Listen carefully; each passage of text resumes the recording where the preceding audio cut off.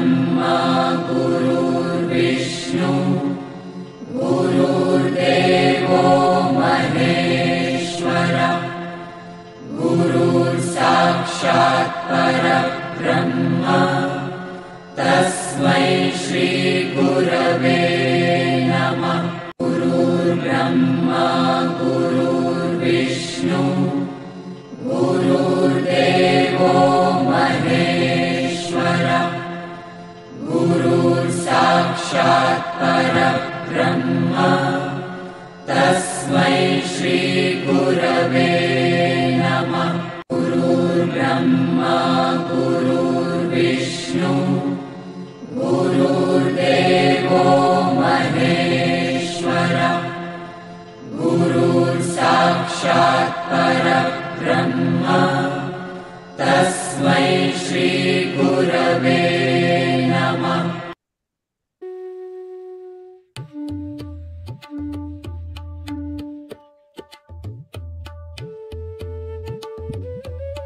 भगवद्गीता ज्ञानेश्वरीच्या आधारे सुरू असलेल्या ह्या प्रवचन मालिकेचे शीर्षक अध्यात्म यात्रा असे आहे।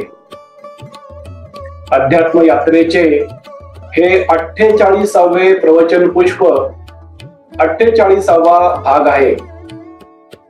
ह्या अध्यात्म यात्रेत सहभागी झालेले माझे सर्व सहप्रवासी साधक बंधू भगिनी, आपल्या प्रत्येकाच्या हृदयात सदैव उपस्थित व उपलब्ध असणाऱ्या भगवंतास, गुरुतत्वास साष्टांग नमस्कार।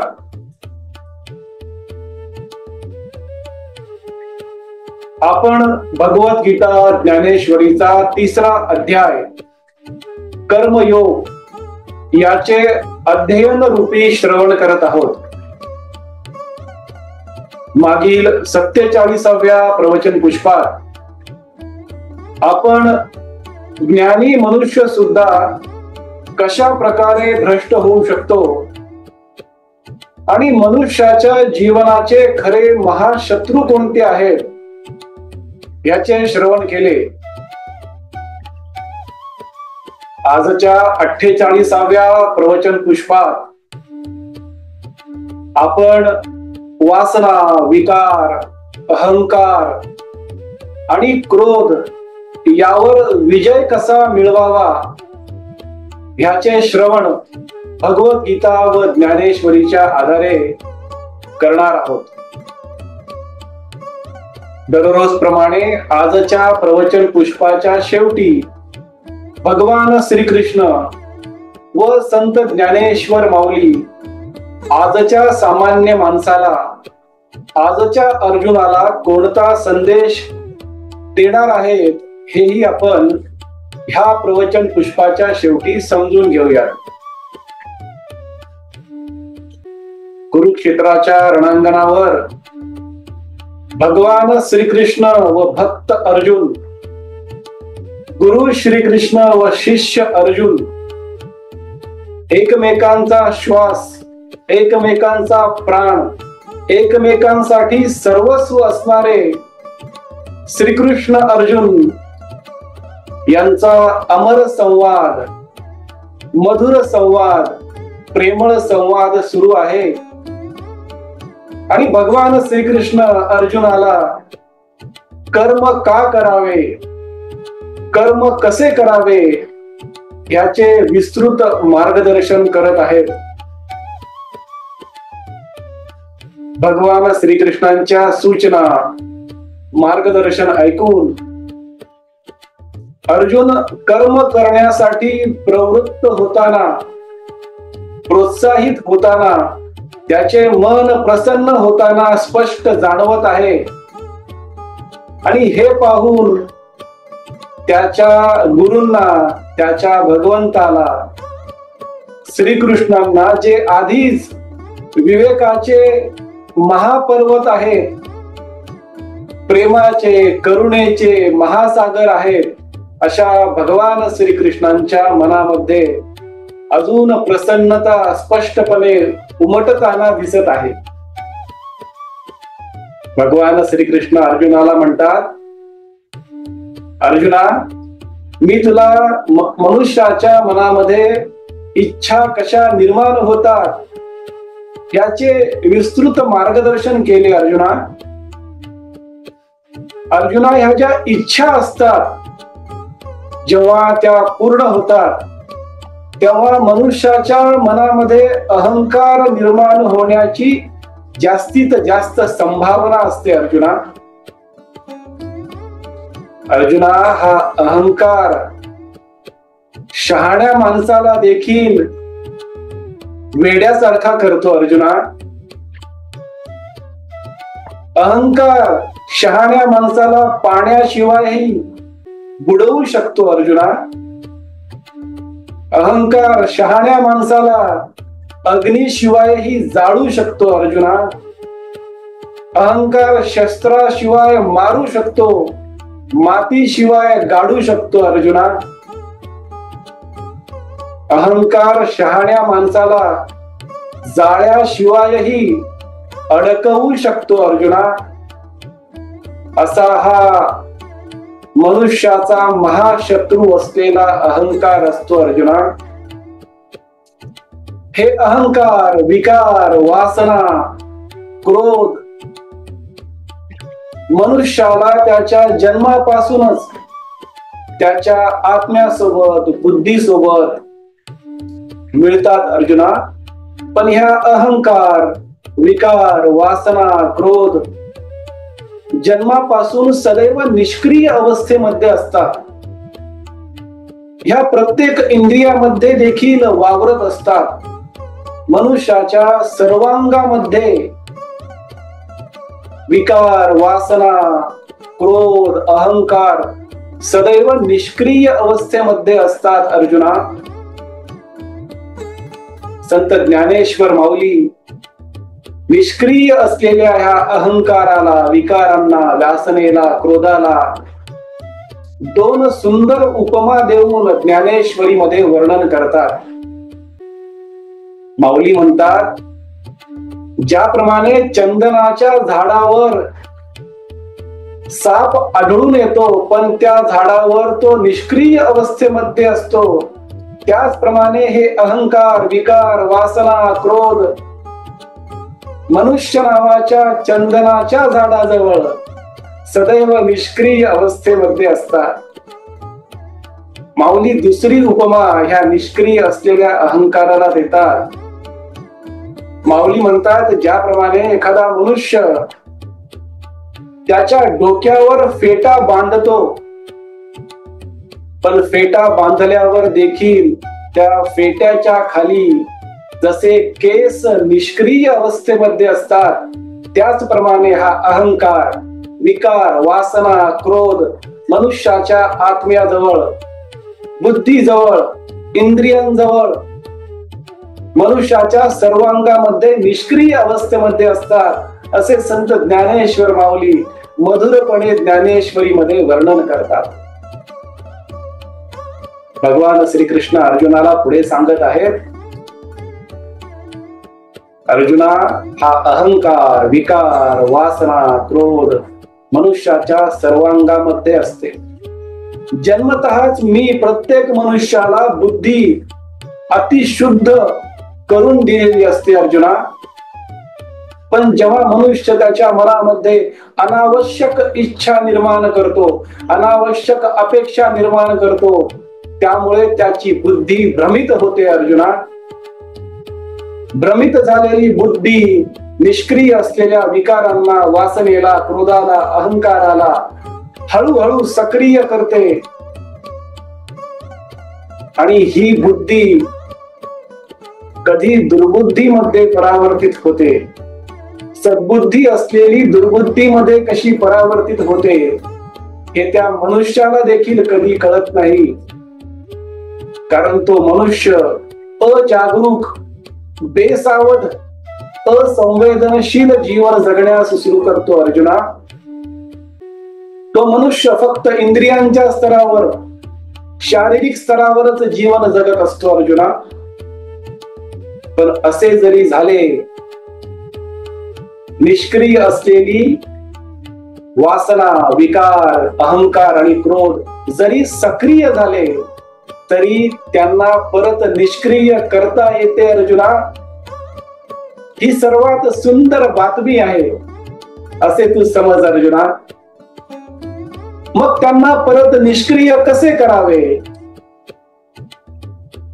तर त्यांना हळूहळू सातत्यपूर्ण आत्मप्रयत्नांनी, पुरुषार्थांनी, म्हणजेच दैनंदिन साधनेच्या आधारावर आपण त्यांना निष्क्रिय करू शकतो अर्जुना. त्याची सुरुवात म्हणजे मनुष्याच्या मनामध्ये निर्माण होणाऱ्या इच्छेबद्दल मनुष्य हळूहळू जागरूक होऊ शकतो, थोडा सावध होण्याचा प्रयत्न करू शकतो, आपल्या इच्छांबद्दल थोडा संवेदनशील होण्याचा हळूहळू क्रमाक्रमाने टप्प्याटप्प्याने दररोज प्रयत्न करू शकतो अर्जुना. ह्यालाच मी साधना म्हणून संबोधित आहे अर्जुना. इंद्रिये मनुष्याला सतत कर्म करण्यास प्रवृत्त करत असतात. एक कर्म झाले की दुसरे कर्म, दुसरे झाले की तिसरे कर्म. पण एका कर्मावरून दुसऱ्या कर्मावर उडी मारण्याआधी मनुष्याने स्वतःला सावध, जागरूक आणि संवेदनशील ठेवण्याचा प्रयत्न साधनेच्या आधारे केला पाहिजे अर्जुना.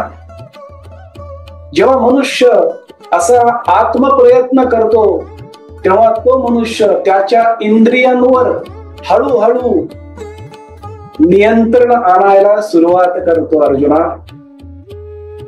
जेव्हा तो मनुष्य इंद्रियावरती नियंत्रण आणतो तेव्हा त्या मनुष्याचे मन देखील अतिशय नियंत्रित व संतुलित होते अर्जुना. आणि जेव्हा त्या मनुष्याचे मन संतुलित व नियंत्रित होते तेव्हा त्याची बुद्धी परत सद्बुद्धीमध्ये परावर्तित होते. आणि अशी बुद्धी जी सद्बुद्धीमध्ये परावर्तित होते ती कोणत्याही प्रकारची अपेक्षा, भ्रम निर्माण करू देत नाही अर्जुना. ज्या मनुष्याची बुद्धी सद्बुद्धीमध्ये परावर्तित होते तो मनुष्य कधीही वाईट संगतीत जाणार नाही अर्जुना. तो सदैव सत्संगतीमध्ये राहील, सत्पुरुषांच्या संगतीमध्ये राहील. तो सदैव सत्कर्मामध्ये व्यस्त असेल अर्जुना. आणि असा सद्बुद्धी झालेला, सत्कर्मात व्यस्त असलेला मनुष्य हळूहळू त्याच्या वासनेवर, विकारांवर संपूर्णपणे नियंत्रण मिळवतो. आणि सक्रिय झालेल्या वासना, विकार, अहंकार आणि क्रोध हळूहळू निष्क्रिय होण्यास सुरू होते अर्जुना. जेव्हा अहंकार, विकार, वासना, क्रोध निष्क्रिय होण्यास सुरुवात होतात तेव्हा त्या मनुष्याला त्याच्या सद्गुरूंची भेट होते. जेव्हा तो असे प्रयत्न करत असतो तेव्हा त्याच्या गुरूंची साक्षात भेट त्या मनुष्याला होते, गुरूंची ओळख होते. तो मनुष्य गुरूंना शरण जातो आणि शरण गेलेल्या असा सद्गुणी, सद्विचारी, सदाचारी मनुष्याला गुरु कृपा करतात अर्जुना. आणि गुरूंची कृपा झाल्यानंतर त्या मनुष्याला आत्मज्ञान प्राप्त होते, त्याचा विवेक जागृत होतो, त्याचे शरीर, इंद्रिये, मन, बुद्धी, चैतन्य सर्व काही स्थिर होते, शांत होते, प्रसन्न होते, शुद्ध होते, पवित्र होते अर्जुना.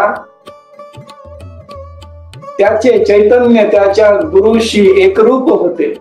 त्याचे चैतन्य ब्रह्म चैतन्याशी एकरूप होते, त्याचे चैतन्य विश्व चैतन्याशी एकरूप होते आणि तो मनुष्य वेगळा उरतच नाही अर्जुना. तो त्याच्या गुरुमध्ये विरघळून जातो, तो भगवंतामध्ये विरघळून जातो. म्हणून मी सुद्धा इथे कुरुक्षेत्राच्या रणांगणावर तुझ्या समोर उभा आहे अर्जुना. जेव्हा तुझे चैतन्य माझ्याशी एकरूप करशील तेव्हा मी उरणार नाही आणि तू उरणार नाहीस अर्जुना. मी आणि तू एकरूप होऊ अर्जुना. पण त्यासाठी तुला सातत्यपूर्ण आत्मप्रयत्न म्हणजे दैनंदिन साधना करावी लागेल अर्जुना. पण हे करत असताना तुला तुझे कर्म देखील करावेच लागेल अर्जुना. तुझे नियत कर्म, तुझे स्वकर्म हे प्रामाणिकपणे, शुद्धतेने, पवित्रतेने कर अर्जुना. आणि तेच माझ्याशी एकरूप होण्याचा पण एक मार्ग आहे अर्जुना. मी तुझा होईन, तू माझा होशील, आपण एकरूप होऊ अर्जुना. अशा प्रकारचे मार्गदर्शन भगवान श्रीकृष्ण अर्जुनाला करत आहेत आणि समजावून सांगत आहेत की कर्मापासून तू पळू शकत नाहीस, कर्माला टाळू शकत नाहीस, कर्मापासून तू लपून बसू शकत नाहीस अर्जुना. कर्म हे करावेच लागेल आणि तुझे कर्म, तुझे नियत कर्म, तुझे स्वकर्म म्हणजे युद्ध करणे आहे. धर्माची पुनर्स्थापना करण्यासाठी मीच तुझी निवड केली आहे अर्जुना. धर्माची पुनर्स्थापना करण्यासाठी तू माझे माध्यम आहेस, तू माझे साधन आहेस अर्जुना. त्यामुळे तू तुझे कर्म पवित्रतेने, शुद्धतेने, प्रामाणिकतेने कर आणि त्याचा जो परिणाम होईल, कर्मफळ, हे मला अर्पण कर. जो मनुष्य त्याचे कर्मफळ आणि कर्ता म्हणजे स्वतःला मला अर्पण करतो, तो मनुष्य माझ्याशी एकरूप होतो अर्जुना. त्यामुळे तू तुझे कर्म कर आणि स्वतःला आणि कर्मफळाला माझ्या चरणावर अर्पण कर अर्जुना.